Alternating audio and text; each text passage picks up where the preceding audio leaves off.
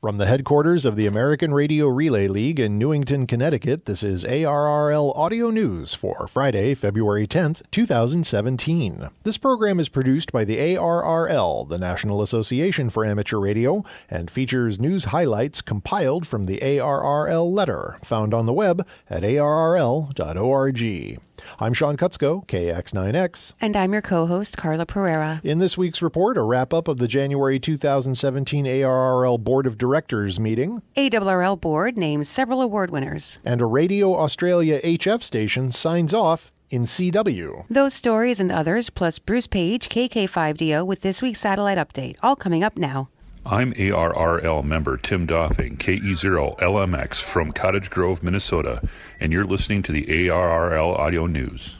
The ARRL Board of Directors unanimously adopted 5 legislative objectives for the 115th Congress when it met in Connecticut January 21st and 22nd. ARRL President Rick Roderick, K5UR, chaired the session. The first objective is to seek early congressional passage of the Amateur Radio Parity Act of 2017, H.R. 555, and of any Senate companion bill that might be introduced. H.R. 555 cleared the House on January 23rd. The board was told that specific instructions to the FCC on implementation of the bill would be included in the report language from Congress. In addition to the new Parity Act initiative, the ARRL board agreed that the League would oppose any legislation that would lead to the reallocation of amateur radio spectrum or to sharing arrangements that reduce the utility of existing allocations.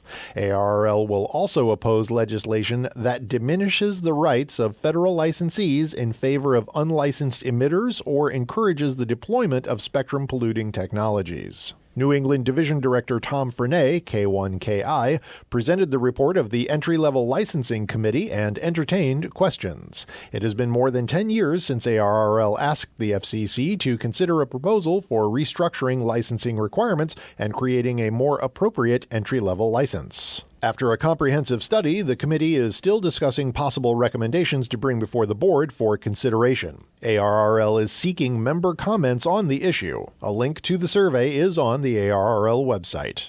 In his report to the board, ARRL General Counsel Chris Imlay, W3KD, noted that there are few threats to amateur radio spectrum at this time. He also pointed up the importance of a comprehensive review of the Amateur Auxiliary, the official observer program. ARRL Second Vice President Brian Milshofsky and 5ZGT provided an oral report to the board regarding an OO program study now underway. Milshofsky also told the board that, despite rumors, no changes to the OO program are planned in the interim. A copy of the board meeting minutes is available on the ARRL website.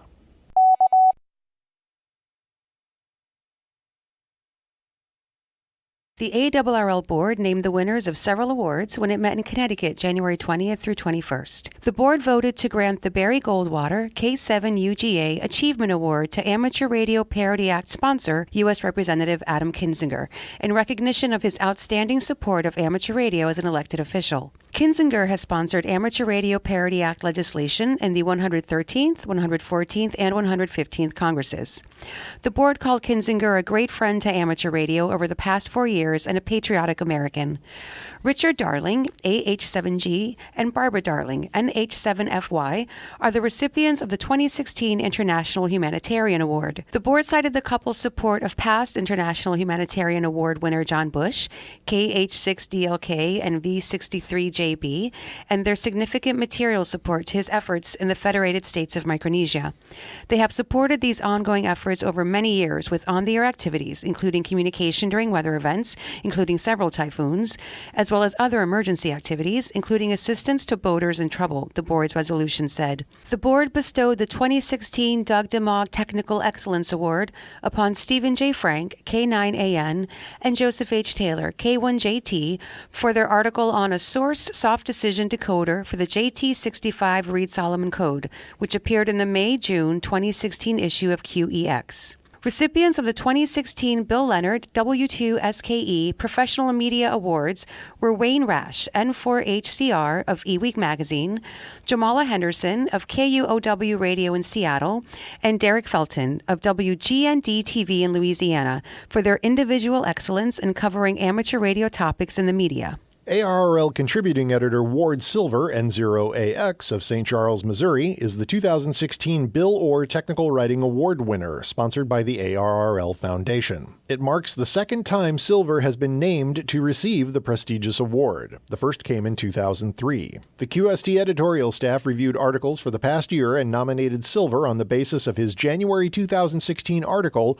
about SSB. The award's namesake, engineer, educator, and communicator extraordinaire William I. Bill Orr, W6SAI, wrote and edited scores of technical books and articles of interest to amateur radio enthusiasts. The Orr Award is bestowed each year to the QST author who writes an outstanding QST article or series on new or existing technologies or on methods or means of amateur communication. Online, via podcast, and on repeaters throughout North America, you're listening to ARRL Audio News.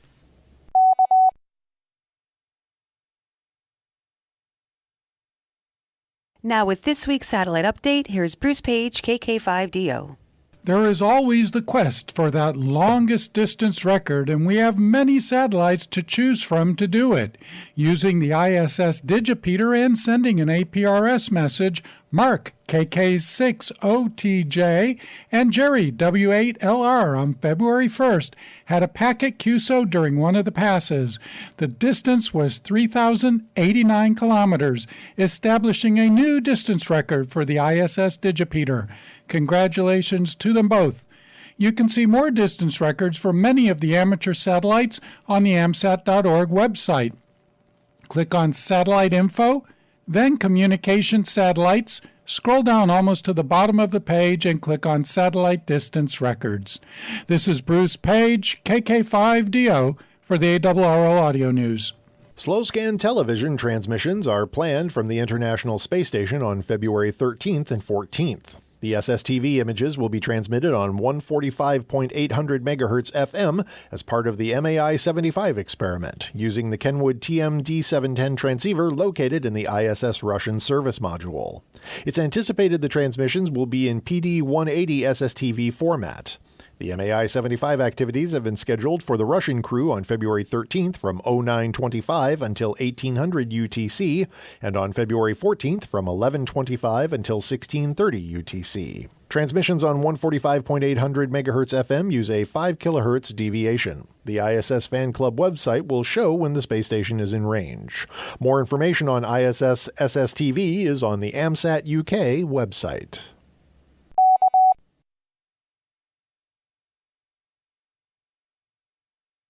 ARRL has announced its 2017 Teachers Institute on Wireless Technology schedule. This summer's sessions will be held in Dayton, Ohio, hosted by the Dayton Amateur Radio Association, or DARA, and at ARRL headquarters in Newington, Connecticut. DARA also helps to sustain the program as a generous contributor. The deadline to apply is May 1st. Past participants who have completed the introductory TI-1 course may want to consider signing up for the advanced TI-2 session on remote sensing and data gathering. These expenses-paid, intensive professional development opportunities offer educators training and resources to explore wireless technology in the classroom using amateur radio. Topics covered in the TI-1 Introduction to Wireless Technology include basic electronics, radio science, microcontroller programming, and basic robotics. Among other activities, participants will learn how to solder and practice by building a digital clock. They'll also learn basic circuit concepts and learn how to use basic test equipment. Educators in the TI-1 class will also learn about amateur radio, take part in a hidden transmitter hunt, and see demonstrations of amateur radio satellite communication. Students will build and program their own simple robots. An amateur radio license is not required to take the TI-1 class. More information is available on the ARRL website. An article about the Teachers Institute will appear in the March issue of QST. ARRL members are invited to submit entries for the 2017 QST Antenna Design Competition.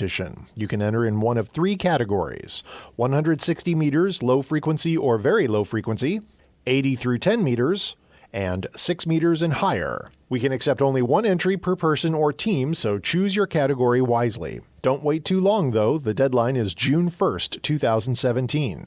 First place winners, individuals or teams, in each category will receive $500 each. Second and third place winners in each category will receive $250 and $100 respectively. Winning designs will also be eligible for publication in QST. Please visit the ARRL website for complete rules for the antenna design competition. Hi, I'm ARRL member Richard Reben, KE4WLE of Clayton, Ohio, and you're listening to ARRL Audio News.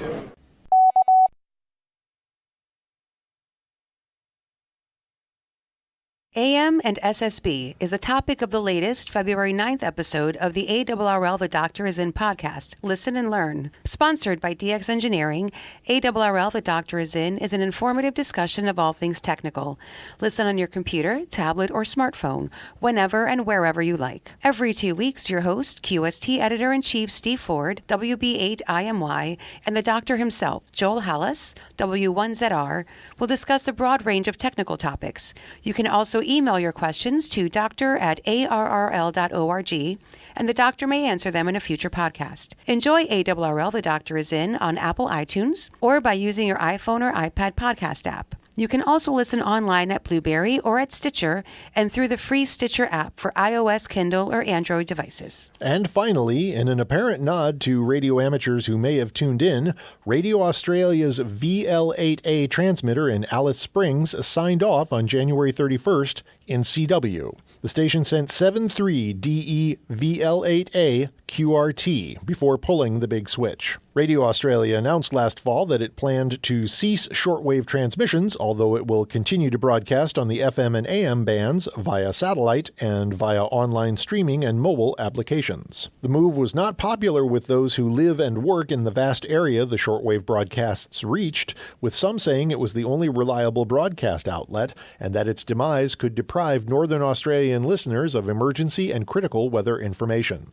Radio Australia has said the move was in line with its commitment to dispense with outdated technology and to expand its digital content offerings and FM services. And that concludes ARRL Audio News for this week. Our thanks to all contributors to this week's report. ARRL Audio News is produced by the American Radio Relay League, the National Association for Amateur Radio. For more information on amateur radio or the ARRL, visit us on the web at arrl.org. You can also find us on Facebook, Twitter, and Instagram by searching for ARRL. If you have a question or comment about audio news, email us at audionews@arrl.org. This program is copyright 2017 ARRL, all rights reserved. Until next week, I'm Carla Pereira. And I'm Sean Kutzko, KX9X 73, and thanks for listening.